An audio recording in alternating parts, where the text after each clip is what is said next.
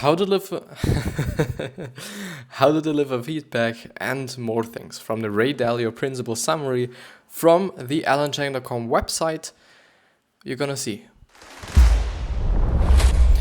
And with that being said, and actually fucking up the whole fucking intro, hello, welcome back to the next episode of the Self-Development with Tactics fucking podcast. And I'm pretty fucking pumped to be here as fucking always, because it is just great to sit here and talk about things that matter to me and I am passionate about.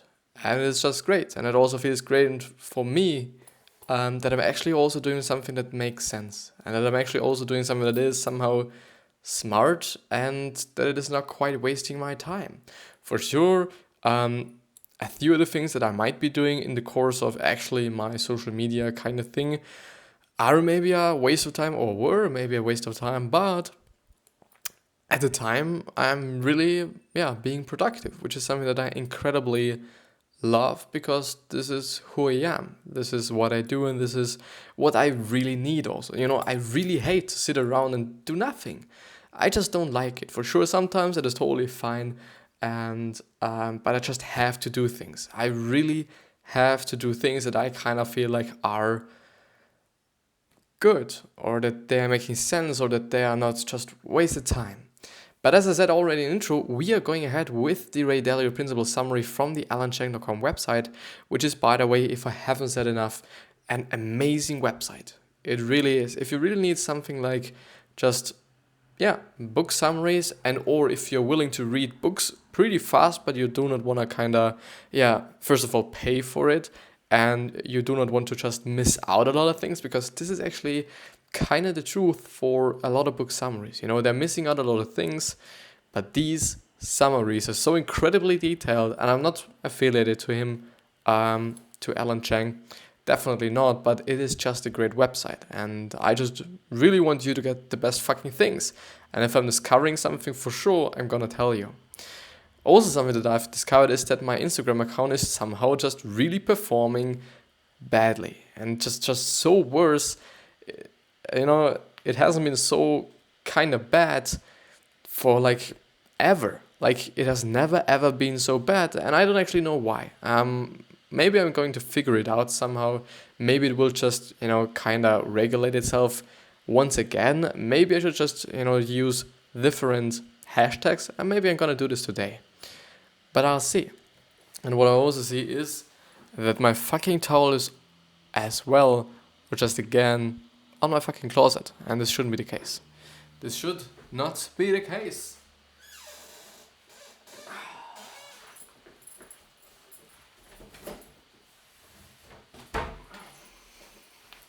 Also, good thing to notice that you should not actually kind of rip out your fucking door of your closet. It's not a good idea.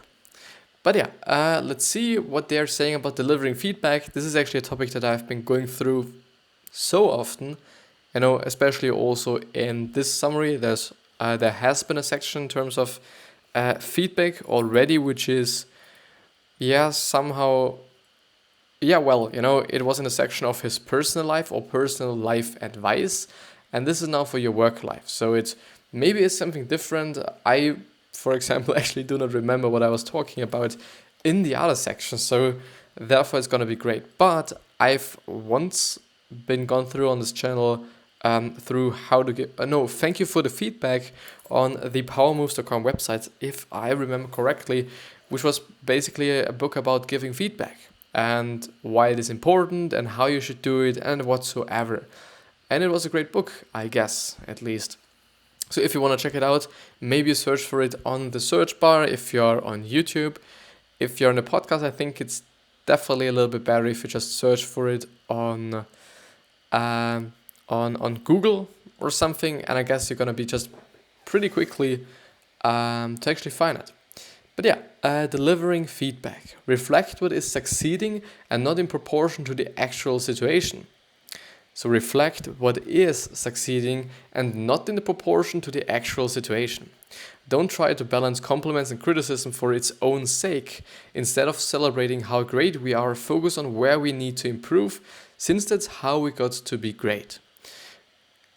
Even though, I would actually say that you should definitely point out good things. But for sure, like, yeah, actually trying to balance it somehow, because actually only for the sake of balancing it somehow is something that a lot of people are doing, and a lot of people also think, and also I kind of think about, and I'm pretty happy that I'm now reading it.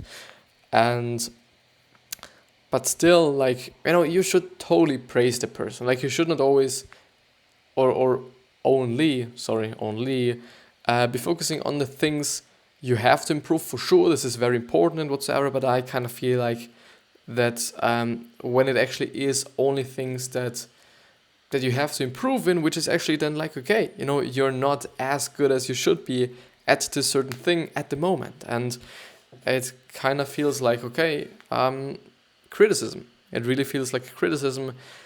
And just only giving criticism to the person you're talking to might not actually be the best thing for him or her. So I guess just a little bit of praise and a little bit of compliment is never ever wrong. At least, it should be honest. You should not just compliment the person or just kind of say something nice only for the sake of saying something nice. Like, yeah, it's just got to be honest. Clarify whether the weakness or mistake is indicative of a trainee's total evaluation. From a superior position, one errand, which actually is offending, guilty, culpable, misbehaving, delinquent, and lawless, one errant comment could make someone afraid of being fired. Actually, kind of the truth. It really fucking is. And I just really think that there are a lot of people who are just really feared and afraid of being fired. For some people, I believe it is not that bad. For sure, I guess, for almost all the people, it is bad. But for some people who are just really kind of, I think, are poor, or they do not have kind of this high standard of living at the point of time, and if they're just gonna lose their fucking job, everything's gonna break down. And it wouldn't be nice. So, I don't know. For sure, I think you have to kind of have to look for what you're saying. Like, and you should also kind of just adapt to what you're saying and how you're saying it, especially in terms of the person or just in relation to the person. Because if this person is really like sensitive and really is like, okay, you're gonna say one false thing and one wrong thing, she's gonna cry or he's gonna cry. Yeah, I don't know. Like, for sure, you can't be too nice and you can't be like, yeah, everything is okay, even though it's not. This is total bullshit as well, but just being nice, just being kind, and just not kind of fucking his or her day, I guess. I do think that you know what I mean. It's kind of hard to express sometimes. Sometimes it's totally kind of very difficult to express what I'm thinking about, because most often these things that I cannot express are kind of so adaptive, and are so just they really change with the situation. But let's go on. Accuracy and kindness are the same thing. The greatest gift you can give and receive is the power to be successful. A management relationship should feel like skiing together, doing things by trial and error, encouraging good back and forths,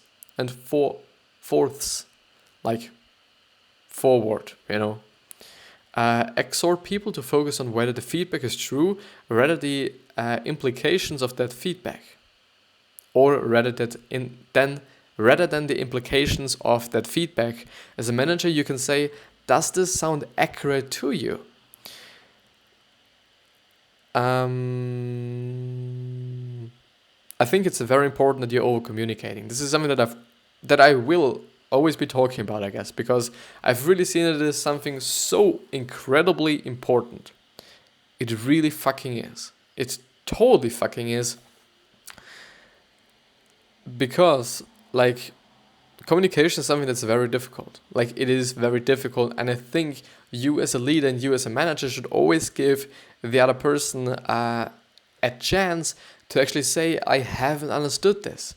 Because sometimes people are actually feared to say it, which is, I think, totally okay and totally understandable, especially if they're talking with their leader. And totally it comes up to how you are as a leader. If you're very dominant, if you're very like kind of yeah, a dictator or something, then I guess they're just having a pretty hard time to actually talk to you and to actually be honest with you and tell you like, okay, this is something I haven't understood, and this is something that I do not get. And I think as a leader, you should be the force that is actually encouraging the people to say something like this. And I guess by saying like, does this sound accurate to you, or does this sound right to you, or does this make sense for you, is just a great way. Even though I don't particularly know if this was actually about this, I actually don't know. But yeah. Then learn about them and have frank conversations about root causes. Remind them about pain and the need to reflection and truth finding. Let them see their failures so clearly they are motivated to change them.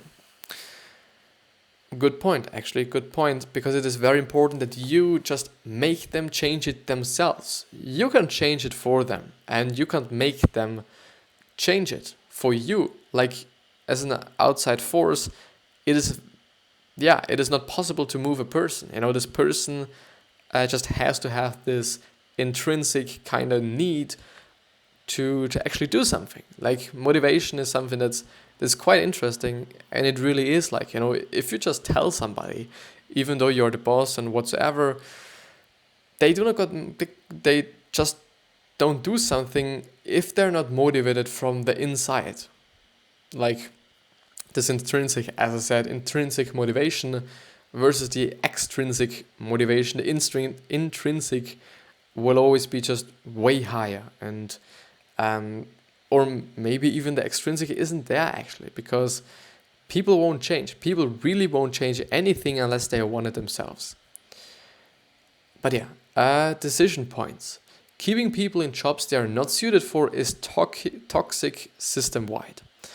Which is actually true, and it is not only kind of really toxic for the company, it is really toxic for the person itself, or for the person, and you shouldn't really do this if you really kind of know this, okay?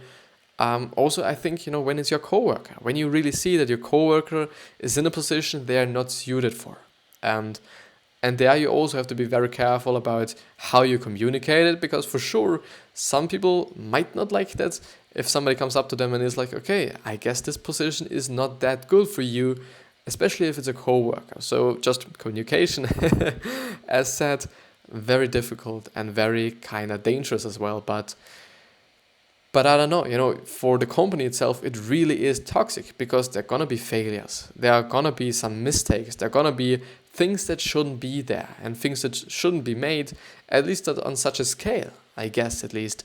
So, I don't know. Either, as he was pointing out in upper parts of the summary that we've gone through in yesterday's episode, you either have to fire this person or suit them or give them another position. But the problem there is, which is something that I've also pointed out in last day's episode, is that you shouldn't create work. At my point of view, at least, maybe some people do it. Maybe it is even somehow great in some occasions for some people whatsoever. But I really think like that. And I even think that he actually pointed it out himself. So Ray Dalio, the author of this book. But if you do just not have or do just not need another workforce, if you do not need another employee, you shouldn't get one. Like, you shouldn't actually create somehow work to kind of hire someone. Like, maybe, it is totally something different if you want to expand and if you want to just do something else, or if you want to bring in something else into your company. Like, okay, you've always been like a marketing agency with only traditional marketing, and now you decide, okay, because it's quite everywhere, you just need social media marketing as well, and or online and digital marketing, and therefore you decide to just hire someone. This is something completely different. This is something that makes sense, that you're getting another person. Maybe you should actually no, not actually, like, it would make sense that you actually hire the people first and hire the people first, and then get another client. Because I don't know if it wouldn't be just not that good if you actually get the client first and then the employees, because it maybe takes a lot of time to actually hire the people, even though people as Gary Vee, for example, say that you shouldn't be too kind of, is there actually a word choosy? Like, choose, like it's going to take a lot of time for you to choose things. It shouldn't take too long to actually choose someone or to hire someone. Gary Vee says that you should just hire quick and also fire quick. It makes sense. I don't know if certain laws are a little bit bad in terms of this, because I don't know. I think in Austria it's like, okay, if you've gone fired, you still have somehow 6 months left or something left, and or you get paid something. Either one of these two, and maybe even both of them. And I don't know. If you hire a lot of people, and if you at least or in the end fire a lot of them, I don't know if this wouldn't be just the best thing for your finances in your company. But as I've said so often, I'm not an entrepreneur yet, and I'm totally not a business owner. I'm totally not. But yeah, let's see. So what it makes is actually it compromises meritocracy, and it holds back the person's personal evolution, which is basically the thing that I meant by it's going to be toxic for the person as well, not only for the company. Train, guardrail, or remove people. Don't rehabilitate them. Yeah, I can read. Rehabilitation involves changing people's values or abilities. People don't change that much. Best to assume their values and abilities won't change unless there is good evidence to that contrary. Resist the urge to find what else that person can do. Ask why someone failed and why that failure won't happen in the new role. The person may resent being back in a job they probably can't advance beyond. Great people are rare. Think about how to keep them. Encourage them to speak up about how things are going.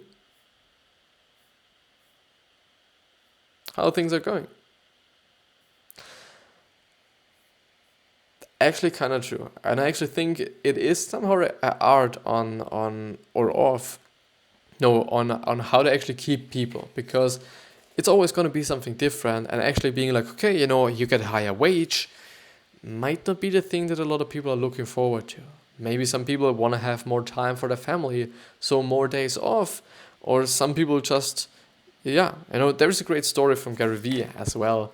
I just really like him. This is why I quote or cite him so often, because I think that he's just a very, very good person, and I think that he's very believable as well, because you can see what he has achieved, and what he has done, and how he is, and how he acts, and what his values are.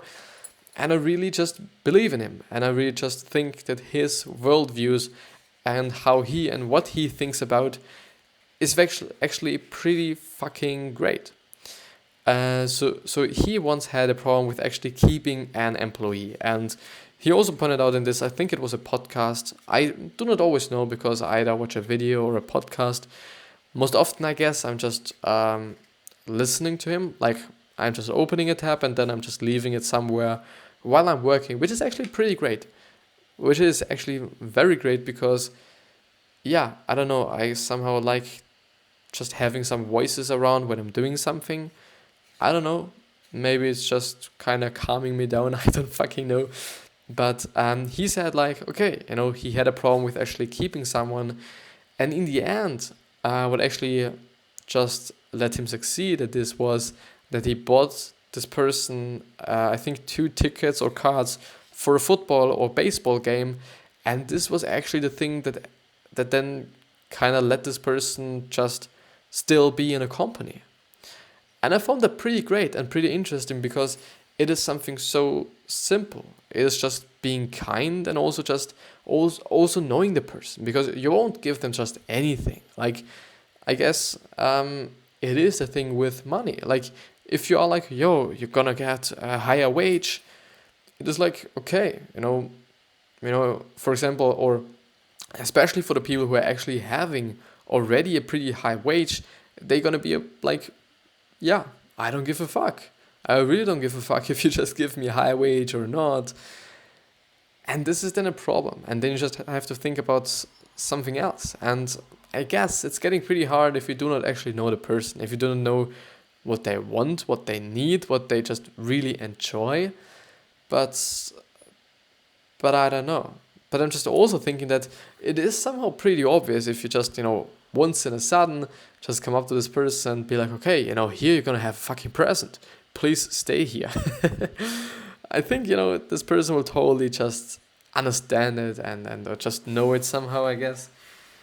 Which is nothing bad, I guess. I think it's not something bad, but it could be. I don't know. But let's actually move on.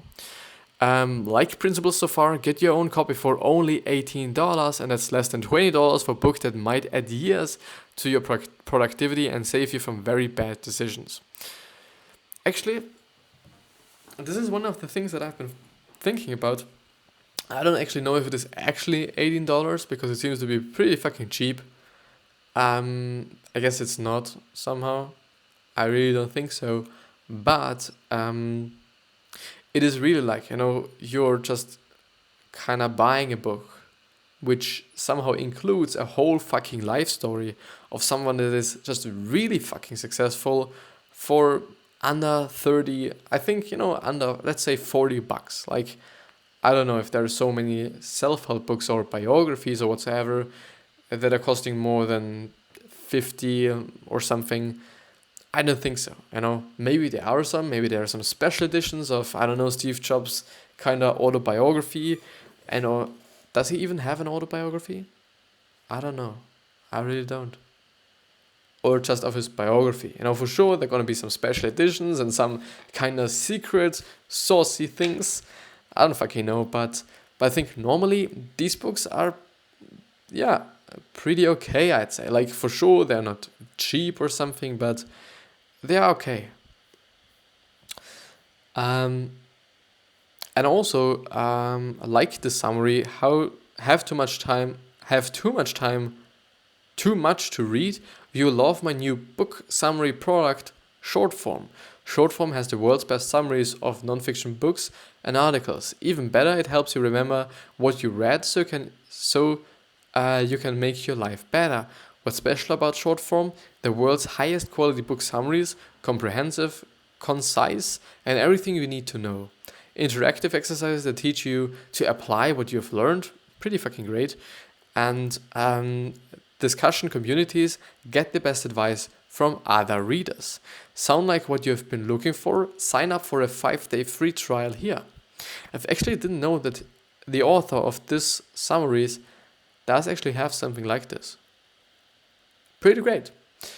Your organization machine, which is actually the next chapter, it kind of looks like, because the headline is so fucking big. Consider your organization as a machine. Actually, something that he pointed out pretty often, but he's never kind of explained it, and I guess he is now. So a great manager is essentially an organizational engineer. They work hard to maintain and improve their machines. They worry about what can go wrong. Thus, they study how well the machine is doing with metrics. They can anticipate the results from different inputs of people, and they also anticipate that people are imperfect, so they design good results even with mistakes. A master manager doesn't have to do practically anything. Having to micromanage is a bad sign of improper machine design. A flaw in the machine's output is a flaw in its design or in the people, which actually makes sense. Like, if the output, if the kind of product that some people are creating or your machine is creating is bad, it's either because the machine is somehow bad or badly organized, that people through the company that you're having, which, I hope that I guess, that the machine is just a metaphor for your company. But if these people or if the company is creating something that is bad, for sure, it's kind of be because, the people who are working there are not perfect for the job, or the whole structure or the company itself is the thing that is making everything fucked up. A flaw in the machine's output is a flaw in its design or in the people. like a foreman, understand your tools, how people's values, abilities, and skills differ, and how they should be paired with goals. Also understand the processes and problems around you to make well-informed decisions. Be able to do the job 2 levels below you. Actually, something pretty interesting, even though I do understand, and this was actually something that he pointed out before as well. I do for sure understand that it would be great that you can actually give some tips to the people that are working beneath you. It totally makes sense. There's nothing to discuss about that. The thing is, you can't always do that. You really can't.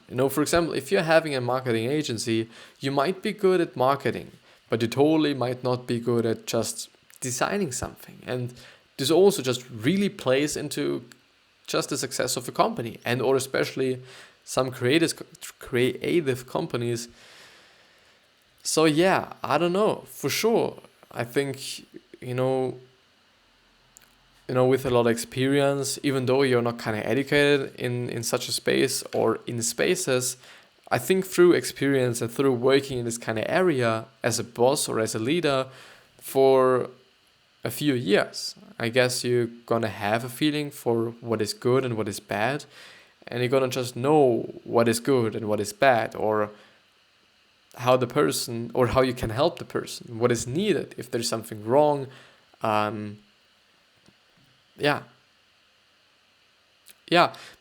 it's very difficult. I understand that you should be able to do this, but if you're in a marketing agency where everybody's somehow doing something different, like, one person is doing the designs, one person is doing the fucking statistics or the metrics, or another person is kind of working with the numbers, and also your accountant, no fucking body, or not all the fucking leaders are able to do the accounting stuff.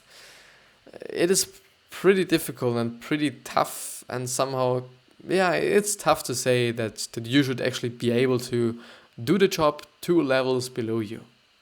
It's not always the case. Sometimes it is, and sometimes it should even be the case, but often it's not. So every case should be viewed as training and testing your machine. Discuss a problem at both machine level, why that outcome was produced, and case at hand level, what to do about it. Actually makes sense. Like, there was a failure and no mistake. Why was there a mistake or problem or failure? And then what to do with it? Should we just, let it be it, or should we actually do something against it? And what should we do to kind of repair the whole problem and or do something against it? If you merely replace a broken part, it will break again. Keep looking up levels to redesign the machine if needed. It's actually great, and this is actually great if you think about the machine or your company as actually a machine, or as an engine or motor of a car. And when something is just breaking, chances are either that the part was actually kind of weak and broken already, or rusty or something like this, or the machine is not working properly.